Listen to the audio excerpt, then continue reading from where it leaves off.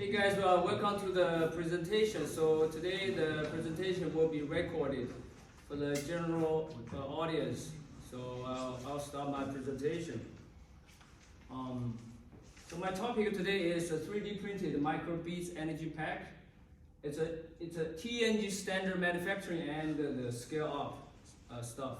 So it's many of our recent paper published in Material Today's entitled this. So since the offline audience is all TNG related, so I will not spend a lot of time talking about TNG fundamental stuff, mechanism, but start from the very big problem that because Dr. Zhongling Wang has published a paper in 2017 in Nature talking about using our TNG, a Triboelectric nanogenerator device to harvest the ocean wave energy. So, and the mechanism is easy. Just have a charged ball rolling back and forth between the electrodes. So the ocean wave motion will move the balls and harvest the energies. If you wanted to know more about the mechanism, please read Dr. Wang's papers. So then I found another very important paper is published in Nano Energy in 2019 by Dr. Xu Liang's group. So what he does is design a 3D structured TNG using the PCB printed circuit boards and make a real 3D structures for the TNGs and swap and replace the big ball into very small beads. So the mechanism is very similar, just two electrodes. This is like single electrodes. This is like grouped electrodes, but still two electrodes. And one ball is a lot of balls, but small balls. By doing this, he increased the induction surface a lot. So I'll talk about the advantages of these designs, microbeads, TNG, or we can use other things other than beads, but still now we use beads, and which is like small balls and stuff. So the advantage of this the paper and techniques is using the industrial manufacturing techniques, which is the PCB printed circuit boards techniques. So you can make a lot of them, like in the paper, you can make tons of devices with less human interactions. Another one is you achieve a true 3D structures, which is using the interlocking the PCB boards to drastically increase the induction surface. As you can see, there's a surface above this, below this, a lot of surface around the beads. So that's very good. And another very important thing is no film are used. So a normal TNG, you need a very thin film that you may need the human or students to attach to the surface. And the first thing is you involve a lot of human interactions. Different people, different student has different techniques to apply the forms, which give you a variation. Another thing is something like this is the truly 3D structures. You definitely cannot apply the films on the surface. That's very difficult. So that's another thing in the paper is very important. So another thing is he used the rolling beads in the channel. So you create a super low friction and wear, which is also another big thing for the device, for the lifetime of the device and for our TNGs. So my conclusion for this paper is he created a long life TNG with great industrial potential, which I really like. But there is still something to be improved, which we found that the PCB puzzle or boards need to be assembled, and because it's not like well connected, you need a welding between these boards, which also take a lot of works. After the background, so I have 3 questions that to be answered.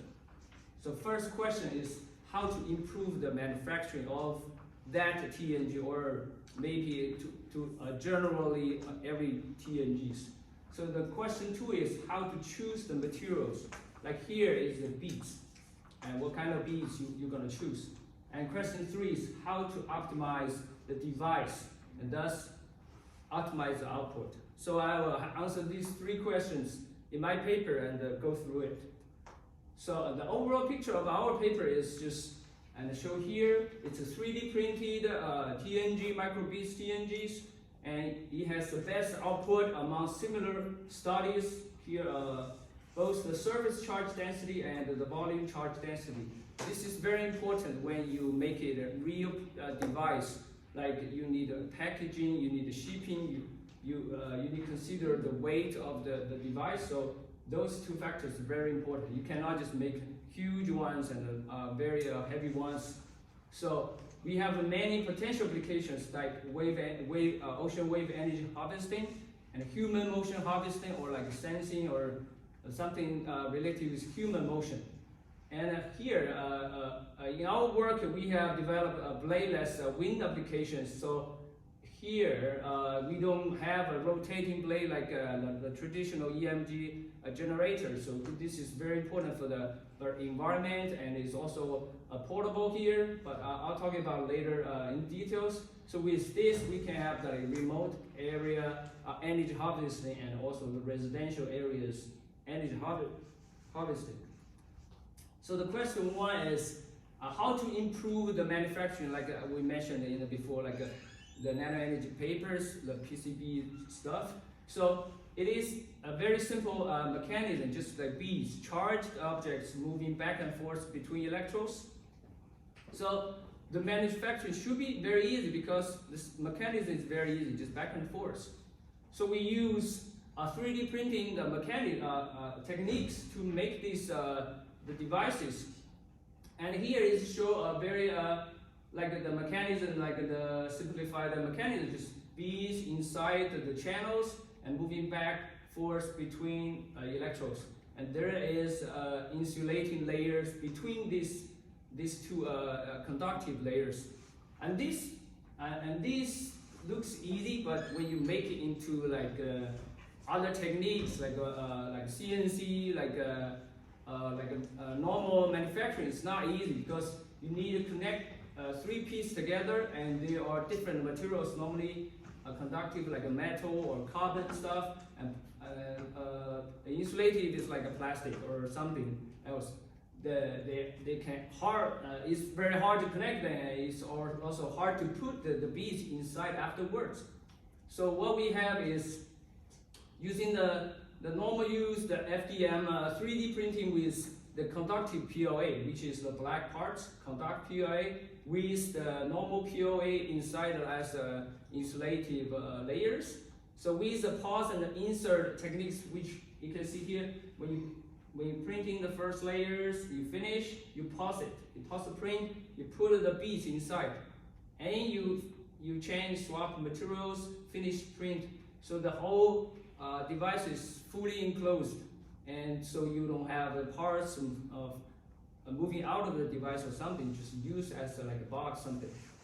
So the device is also parametric design, which means you can change the geometry easily and redesign it, remade it, and fully enclosed, like I said, and human interaction reduced, because the only thing a human will do is just insert the beads inside, and the beads is also the industrial made, so they're normally in a uniformly size, and also the performance of the beads I'll talk about in the second question is also well measured. So it providing the great industry potential.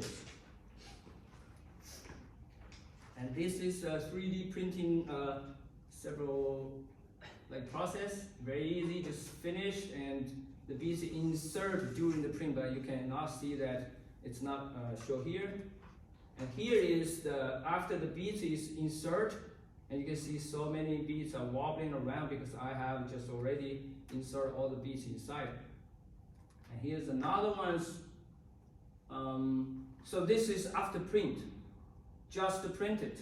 I take it out and the support is off, easy. So I take the printed part to see whether it can work after the printing. So there's LEDs with lines and the rectifier. So clamp 2 connectors, which are designed here, will be easy for testing. So just shake it, and you can see it's working already. So you don't need processing at all. Just print and use it, and you can redesign, remade a lot of it. You just need a lot of printers. So the question 2 is, so you have the techniques now, but how to choose the beads? Like what I meant during the research is what kind of materials you use. People suggest PTFE or other FEP beads. The beads are right ones. So you buy those beads, they send it to you.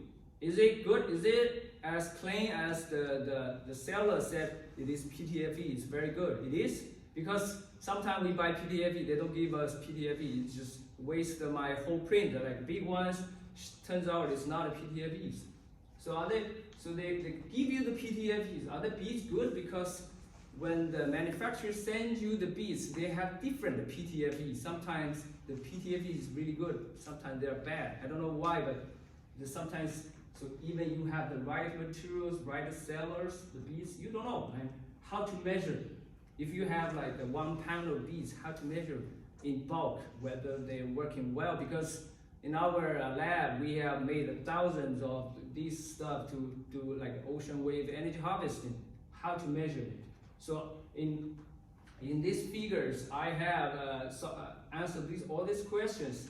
So we use the Faraday cup to measure the charge density of the beads, but you can see we tried different size of beads from 2 millimeter, 4, 8, 12, and we also measure so one time we put 1 bead inside, or 2 beads inside, or 3 or 4, 1, 2, 4, 8. So you can find this is the average charge density of 1 bead, like by the surface area. So you can see.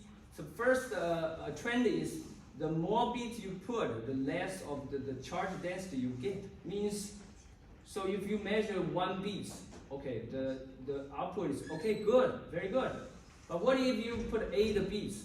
The beads, the output is less. Means I'll explain later in my next several slides. But as you see, when you have like 8 beads inside, their electrical field will reduce the output of the electrical field. So means you cannot put so many beads to measure the performance out, or you need to compensate the difference to see, oh, if I measure 8, I need to understand if I measure 1, there will be something like this.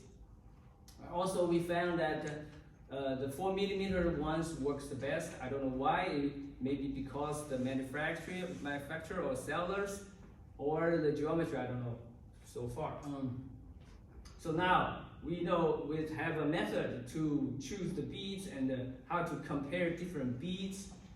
So the third question is how to optimize the whole device and the output. So what we do is using the parametric design to design this like open box shape. So we have put several parameters that we can investigate. So this is a tunnel length, tunnel width, and the wall thickness, and whether the wall is conductive. The many parameters we can compare, and here it shows when your wall thickness increase, the output increase. I'll explain a little bit here about what's going on. And when the tunnel length is a tricky one, because the tunnel length, when it increase, the output is increased, but you increase the kind of a cycle length. So you don't want to increase that a lot, because you need like a long stroke length to finish 1 cycle. And also the tunnel width, the wider the tunnel, the less of the output. So my conclusion is, if you wanted a better output, you need not too thin conductive wall, short tunnel length, small tunnel width, and square tunnel shape. So I tried square and circle. It turns out the square is better than the circle ones, which is surprising. If you are interested, I'll talk to you later. But yeah, we tried many stuff. So it goes out. you want this to be small as possible, the tunnel. So one tunnel for one bead, that's the best. And I explain a little bit here, using console simulation, I find out when two beads with same polarity, when they're very close, you can see there is a very low electrical field zones. So very low zones.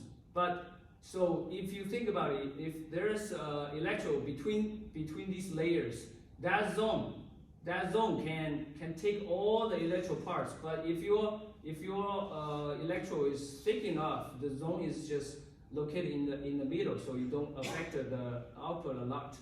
But we need more investigation for that. That's just my guess how that thickness will affect this output. So I'll show the application of this paper is we put of the pack on the bladeless oscillator that will oscillate when the wind goes through towards it. So you can see that the wind field is changing with time. So this device will wobbling back and forth, and give you some output. And you can see here, the wind is go through from left to right, and the LED is working. And we also try different shapes, like a Y shape, triangle shape. So Y shape gives the best for galloping, and you can do sensor, you can do LEDs, you can do wireless alarms. And also we try different wind directions. This is also output a lot. So so these papers I have based on this paper I have create a account, like a video account for the international group to view it. Also I have other videos like in our institute also uploaded, and you can see there are many guys that are making this kind of device all over the world. Is making, this is printing, and this is another platform people are making it. They also find out that they don't want the cover, so they can swap and change the beads, which is how we do the experiment in the paper, but later we cover it for a product. And also this guy is making devices, but this guy is using, I think it's the wrong LED. The red LED is very hard to light. I don't know. So people all around the world need ask me and communicate with me, and so I give a lot of suggestions to them, and hope people can enjoy them. And here is our recent progress that for this energy pack we can make from very small voltage, like you can use as a sensor from 5 volts to 5,000 volts, up to 5,000 volts. You can use really as a kind of a high voltage source. Also some applications that's for my personal cars. I put it there in the night. You can see the LED is shining, but the car wobbling. And also recently I made this stuff around several hundred volts, and you can see you can just easily light 1,000 LEDs with this. And also try some drums that can have some fun with the device. And that's all. That's all my presentation. Thank you. If you guys have any questions, or we can talk about later. It's okay. Do you have any comments about the size of the tunneling? The tunnel. Tunnel. Tunnel. Okay. Yes. Yeah, for the tunnel. So as we measure the beads is like a 4 meter in diameter is the best. So we use the tunnel size around like a little bit bigger than 4 in the square. So it's like a 4 in the square. So when you change the size of the microbeads, you change the size of the tunnel at the same time. Yeah. Okay. Exactly. Like you wanna have the electrodes very like.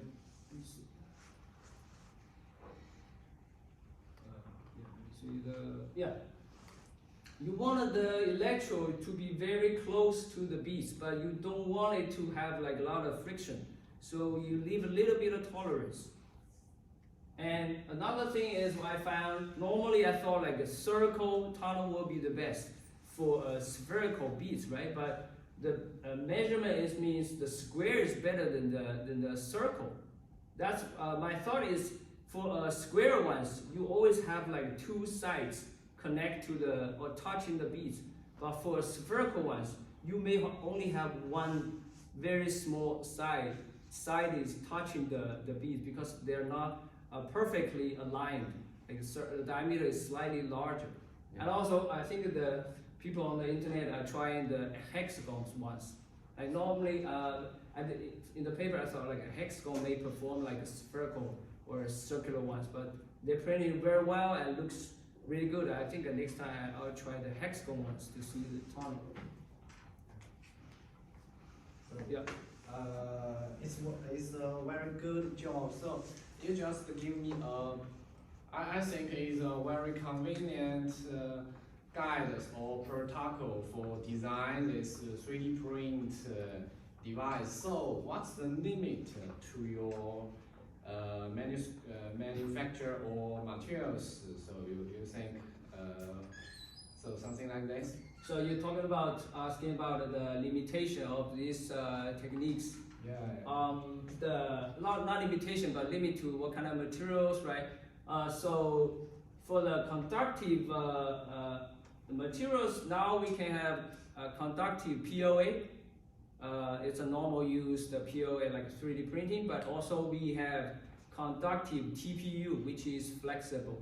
So you can still not a limitation, but more things to explore. You can have like a flexible device, like you can bend it. That's like two now I find is very interesting for conductive.